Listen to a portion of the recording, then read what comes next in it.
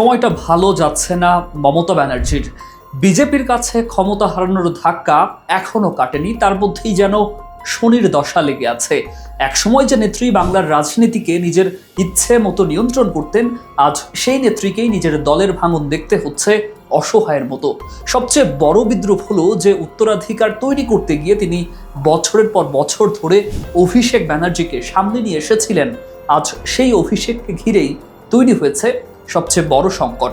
রাজনৈতিক মহলে এখন প্রশ্ন একটাই, মমতা কি বিরোধীদের হাতে হারলেন, নাকি নিজের তৈরি রাজনৈতিক প্রকল্পের কাছেই পরাজিত হচ্ছেন? সাম্প্রতিক ঘটনাগুলো তৃণমূলের জন্য ছিল কার্যত দুঃস্বপ্ন।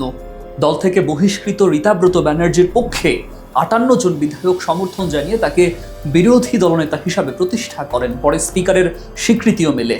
বিদ্রোহীদের দাবি আরও ২ জন বিধায়ক তাদের সঙ্গে রয়েছেন এবং সংখ্যা ৬০-এ পৌঁছাতে পারে। অর্থাৎ একদিনেই পরিষদীয় দলের নিয়ন্ত্রণ নিয়ে বড় ধরনের প্রশ্নের মুখে পড়ে তৃণমূল। পরিস্থিতি সামাল দিতে পশ্চিমবঙ্গে দলের সব শাখা, সহযোগী ও উপসংগঠনের কমিটি ভেঙে দিতে হয়েছে। এর সঙ্গে যোগ হয়েছে কলকাতার মেয়রের পদত্যাগ। একসময় যে দল অন্যদের ভাঙন নিয়ে হাসাহাসি করত, আজ সেই দলই নিজের ঘরের আগুন নেভাতে ব্যস্ত। তবে পুরো ঘটনার সবচেয়ে গুরুত্বপূর্ণ দিক হলো অন্য জায়গায়। বিদ্রোহীরা এখনো মমতাকে নেতা হিসাবে মানার কথা বলছে, কিন্তু তারা সরাসরি আক্রমণ করছে অভিষেককে। ঋতুব্রত শিবির স্পষ্ট বলেছে, তাদের আপত্তির কেন্দ্রবিন্দু অভিষেক এবং তার ঘনিষ্ঠদের দল চালানোর ধরন।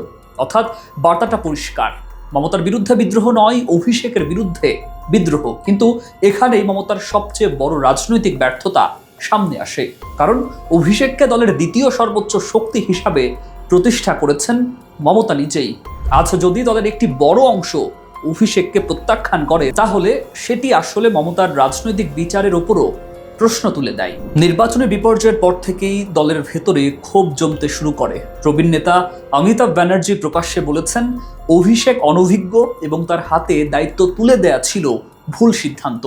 অভিযোগ উঠেছে, তৃণমূলকে ধীরে ধীরে কর্মীদের দল থেকে কর্পোরেট প্রতিষ্ঠানে পরিণত করা হয়েছিল। আইপ্যাকের উপর অতিরিক্ত নির্ভরতা, নেতাদের মতামতকে গুরুত্ব না দেয়া, প্রার্থী নির্বাচন থেকে সাংগঠনিক সিদ্ধান্ত, সব জায়গায় কয়েকজনের আধিপত্য তৈরি হয়েছিল।